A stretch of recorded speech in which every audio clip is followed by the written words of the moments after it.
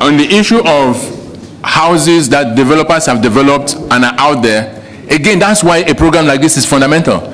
Because ideally what should have happened is that before the project started, it would have been helpful to get a list of off-takers.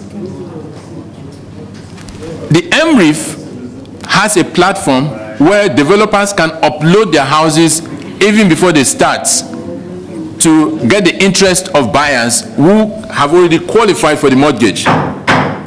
So we already have buyers to be able to purchase that. So that speaks to the point about those developers. Ownership of NNPC by the Petroleum Industry Act, PIA. There were 2 shareholders that are recognized in that act. One is Ministry of Finance Incorporated, which represents federal government. The other is Ministry of Petroleum Incorporated, MOPI, which represents the balance 50%. That's the structure we have in PIA today. Please don't ask me. Very defective. It's defective. Who represent the states? It means that you still own the share of the Ministry of Petroleum. Don't worry. Who owns the Prime Minister of Petroleum? Who owns the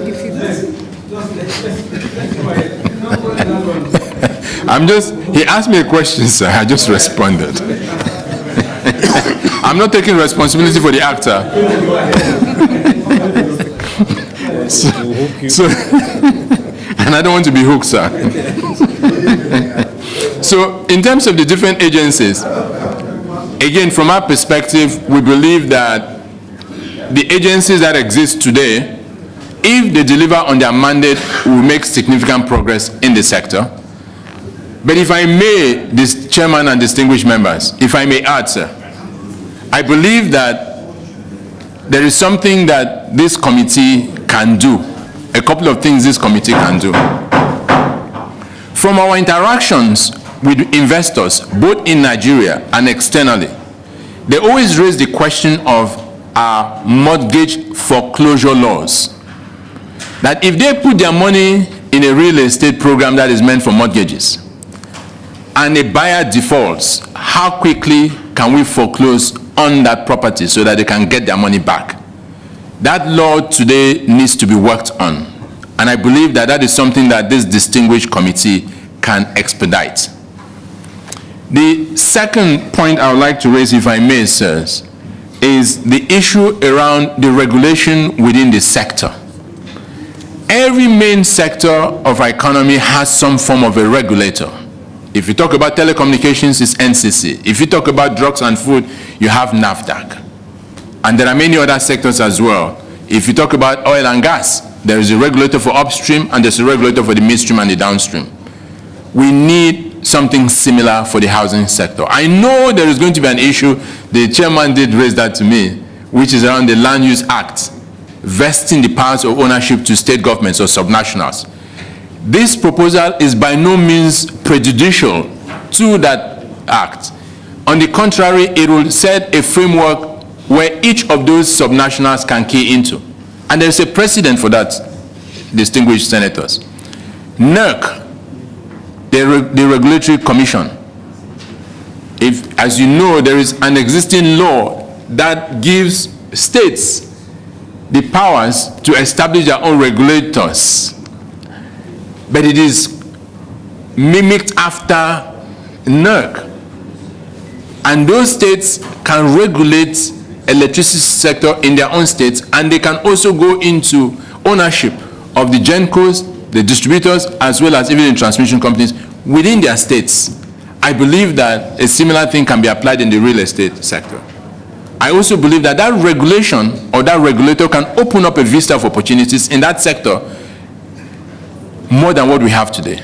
The same way that the existence of NCC opened up the telecom space when it was put in place.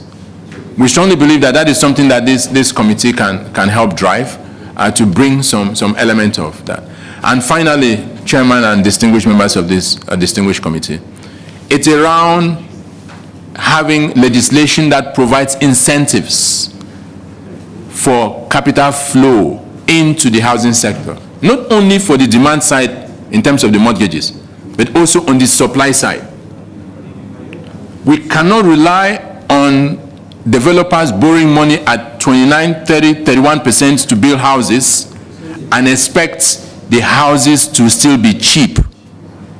In most jurisdictions, there is some element of intervention when it comes to financing for mortgages, because it is not just a financial transaction, it is a social responsibility of government to house its people. I started by saying that the Maslow's hierarchy of needs, first things first, fundamental rights, housing, we have a responsibility to house our people. So it is important that government also proactively works with private sector as well as others to ensure that the houses are reasonably priced, and there are also financial instruments that allow people to own houses using long-term financing or mortgages that tally with their income base. We must have government proactively working with private sector to do that, rather than just leaving it solely in the hands of government or solely in the hands of private sector. And again, if a developer takes a project and takes 12 months to build it and borrows money at 30%, automatically that cost of funds will be built into the cost of that house. So there's nothing they can do about it. If he's going to do the project, he has to build it in. There are also issues around building materials. If we can find legislation or incentives that allow us to domesticate as much of the local building, the materials locally, it also reduces how much we are importing into the country. So, and these are areas that I believe that this distinguished committee can add value as far as this sector is concerned. Thank you very much. Well, before I yield the floor to my